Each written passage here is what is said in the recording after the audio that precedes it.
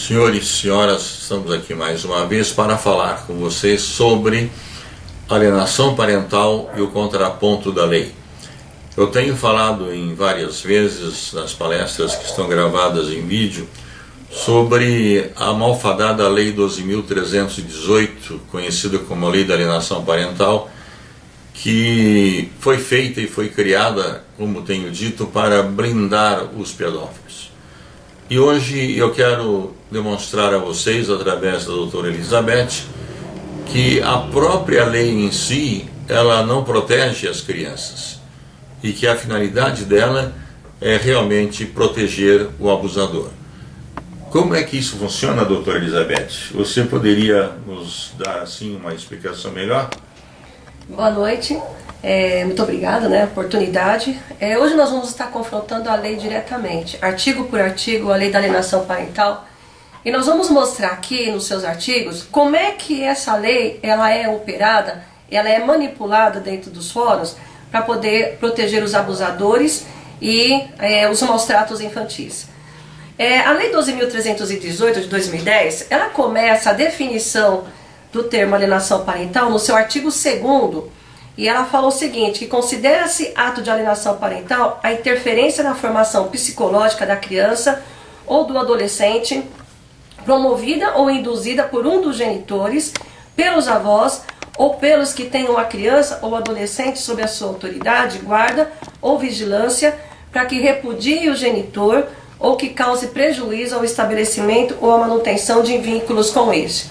Veja bem, se ela fosse uma lei que ela resolvesse ou inibisse atos de alienação parental ou atos ou interferência na formação de opinião de um cônjuge a outro, o rol dos agentes que supostamente praticam alienação parental arrolados no artigo 2º seriam apenas os genitores. Porém, a blindagem dos abusos ela foi tão bem feita nesse artigo 2º que ela envolveu os genitores, ou um dos genitores, parentes dos genitores, ou seja, os avós, e veja, qualquer pessoa que tenha o cuidado ou adolescente sob a sua autoridade, guarda ou vigilância. Quem que pode ser essas pessoas? Vamos tratar da questão dos avós, e eles até se estendem a parentes relacionados. Podem ser avós, irmãos, tios, primos, qualquer parente direto da criança ou do adolescente. Quem são os que cuidam ou guardam diretamente ou exercem autoridade sobre a criança? Funcionários e cuidadores das escolas onde eles estudam. Funcionários de creches que cuidam das crianças. Babás ou cuidadores domésticos da criança. Então veja bem, qualquer um desses agentes que denunciam qualquer ato de um dos genitores que violam direitos da criança, e esses são as testemunhas em potencial, porque eles estão diretamente lidando com a criança e eles conseguem detectar as reações ou a fala ou as manifestações da criança de reação à violência ou ao abuso que ela está sofrendo. Então as pessoas que têm essa primeira visão e detectam os primeiros sinais de abuso da criança são exatamente aqueles que estão arrolados no artigo 2º e que são acusados de alienadores parentais de acordo com essa lei.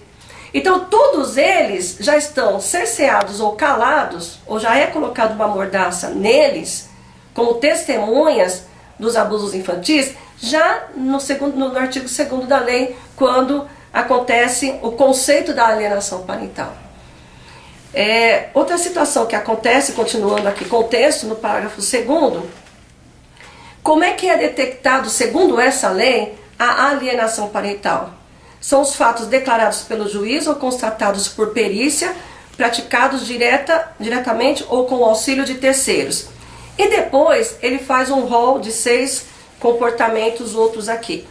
Quando ele, no parágrafo único, fala que são declarados atos de alienação parental, aqueles declarados pelo juiz ou constatados por perícia, ele coloca aqui no poder do magistrado um poder discricionário. Ou seja, ele deixa de uma forma ampla e irrestrita qualquer julgamento que o juiz entenda que aquela acusação que está sendo feita contra o outro genitor é alienação parental.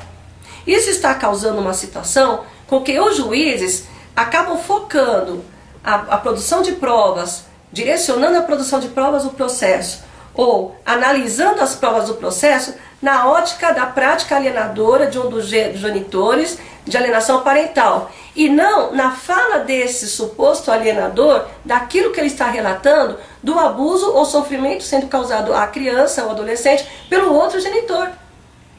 E isso daqui ele é reforçado, essas declarações pelo juiz e as constatações periciais de forma irrestrita, ampla e ilimitada, e eu chamo aqui de arbitrária também, eu vou acrescentar nas minhas palavras que também existem julgamentos arbitrários, a maioria deles são arbitrários, corroborados nos incisos seguintes: realizar campanha de desqualificação da conduta do genitor do exercício da paternidade e maternidade. Item 2, dificultar o exercício da autoridade parental. 3, dificultar contato da criança ou adolescente com o genitor. 4, dificultar o exercício do direito regulamentado da convivência familiar. 5, omitir deliberadamente o genitor informações pessoais relevantes sobre a criança ou adolescente, inclusive escolares, médicas e alterações de endereço. 6, apresentar falsa denúncia contra o genitor, contra familiares destes ou contra vós, para obstar ou dificultar a convivência deles com a criança ou com o adolescente. Veja bem, esses rols aqui, que estão sendo colocados de 1 a 6, nada mais é do que a reação comportamental do cônjuge, do genitor que está protegendo a criança ou adolescente dos abusos e dos maus tratos, com referência ao genitor que está praticando esse abuso. Quando ele denuncia, ou quando ele fala do perfil do genitor que está abusando, a lei da alienação parental quer induzir o juiz de que, na verdade, aquele genitor está fazendo uma campanha de desqualificação da conduta do genitor, principalmente quando aquelas pessoas do artigo 2º, que seriam propensos ou testemunhas em potencial das denúncias de abuso infantil da criança, e essas testemunhas, o cuidador, a babá, o agente da escola, o agente da creche, ou seja, os agentes periféricos ou de relacionamento da criança, que não são necessariamente os genitores, quando eles denunciam como testemunha, eles depõem como testemunha, atestando as evidências do abuso, é interpretado isso que o genitor alienador fez campanha de desqualificação do outro genitor contra essas testemunhas.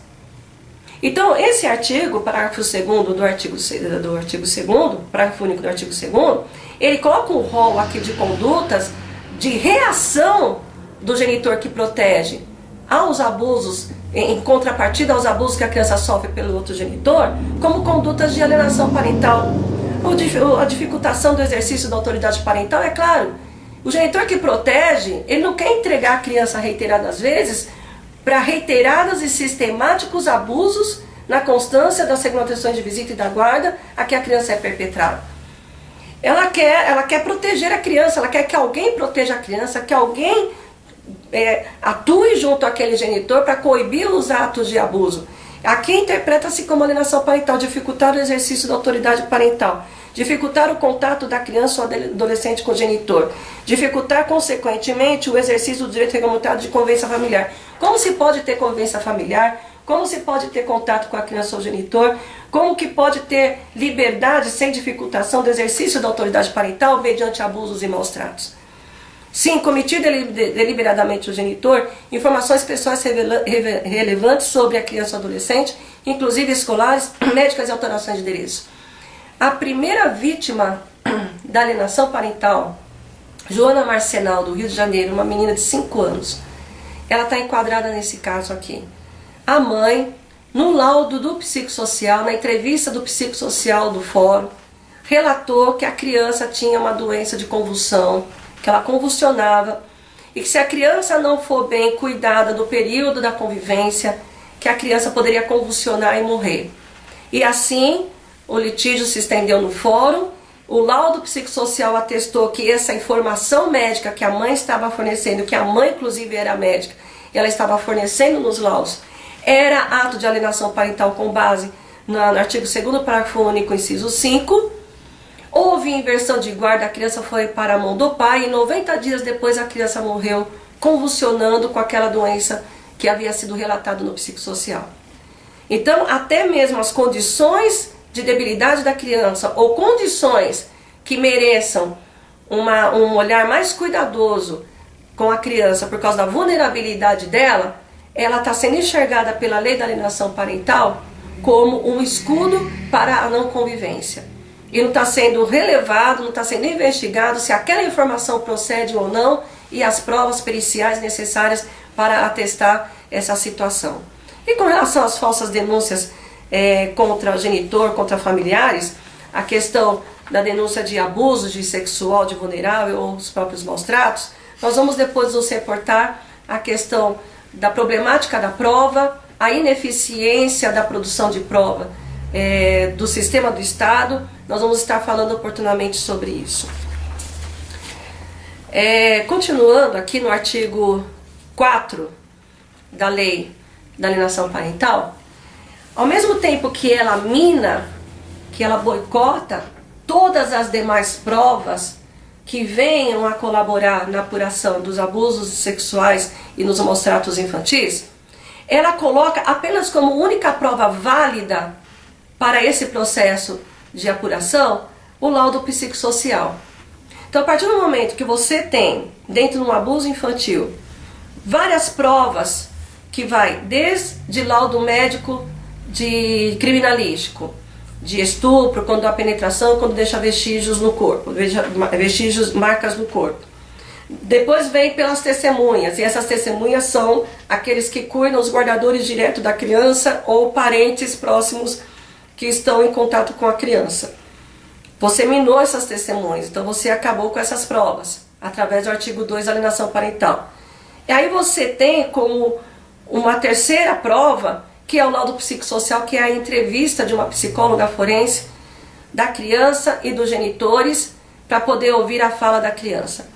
Por que o laudo psicossocial ou a ciência da psicologia, ela acabou sendo uma aplicação como única prova válida na lei da alienação parental, e a alienação parental ela categoriza todas as outras provas que corroboram, que deveriam fazer parte, elemento principal para a análise do psicossocial, e o psicossocial não pode trabalhar por si só, mas ela deveria trabalhar numa análise conjunta de todas as provas que estão no processo, mas a lei da alienação parental minou essas provas e apenas colocou como válida o psicossocial, é porque a alienação parental, dentro da sua teoria original, criado pelo médico americano pró-pedófilo Richard Gardner, caracteriza aquela pessoa que denuncia abusos e maus tratos infantis praticados pelo outro genitor como uma pessoa portadora de problemas ou transtornos psicológicos e ainda mais psiquiátricos. E esse laudo ele vai vir exatamente para dar um único atestado oficial e judicial desse suposto ou falso transtorno de quem denuncia. A pior coisa é quando uma pessoa está contando um fato grave, sério, relevante e importante e que vai causar uma apuração, uma investigação ou uma criminalização de uma outra pessoa, é ser colocada em xeque-mate a sua sanidade mental. A coisa mais comum dentro de um conflito conjugal é quando uma pessoa está denunciando um fato grave que está acontecendo dentro da constância do relacionamento e o outro é chamado de louco. Você está ficando louco? Você é louca de falar isso? Você está vendo coisa? Você está enxergando coisa? Isso daí é mentira o que você está falando. Então o agente que pratica o delito, o culpado da crise conjugal, ele sempre atribui na fervura da briga conjugal a insanidade do outro.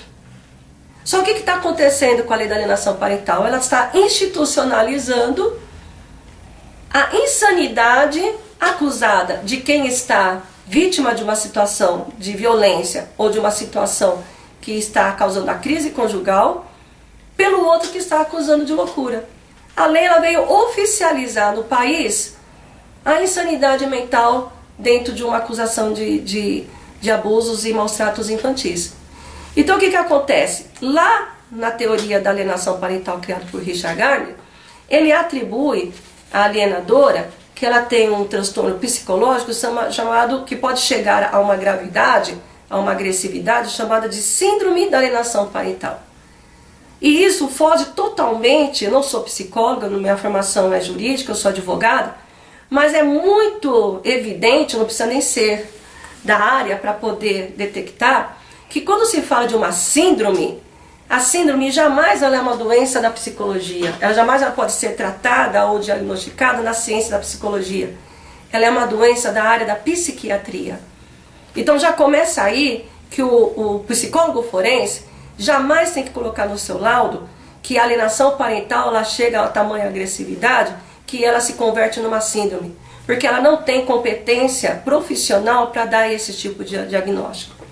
Em segundo lugar, a chamada alienação parental ou conduta de alienação parental ou comportamento da alienação parental, e que ela pode se convolar a uma síndrome dependendo da sua gravidade, ela não tem reconhecimento internacional. Ela não foi reconhecida pela Associação Médica Americana. Por ela ter sido reprovada pela Associação Médica Americana, ela não teve enquadramento de CID, de Código Internacional de Doença, portanto ela não foi reconhecida pela Organização Mundial da Saúde como doença mental ou um distúrbio psicológico, nem como um desvio de conduta ou uma exacerbação exacerbada, uma exacerbação ou um exagero de comportamento atípico. Ela não tem base nem científica na psicologia. E nós vamos explicar o porquê.